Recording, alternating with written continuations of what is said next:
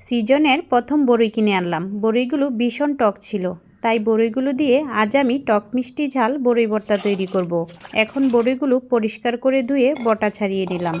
তারপর শিলে দিয়ে দিলাম ৮-১০টা কাঁচামরিচ। এখন মরিচগুলো লবণ দিয়ে বেটে নিলাম।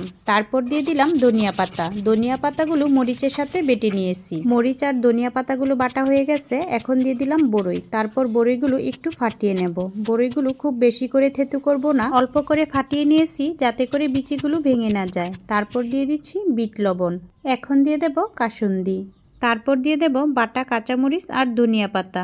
বড়িগুলো যেহেতু অনেক টক, তাই অল্প করে চিনি দিয়ে দিলাম। এখন সবগুলো বড়ির সাথে খুব ভালোভাবে মাখিয়ে নেব। সবশেষে সুন্দর একটি সুঘ্রাণের জন্য দিয়ে দিচ্ছি ১ টুকরো লেবুর রস। এখন তোমরা কি ভাবছো, আমি একা একা খাবো? একদমই নয়, সবাইকে নিয়ে খাবো। যদি পারতাম তোমাদেরকেও খাওয়াতাম। ভিডিওটা আজ এই পর্যন্তই। ভালো থেকো, টাটা।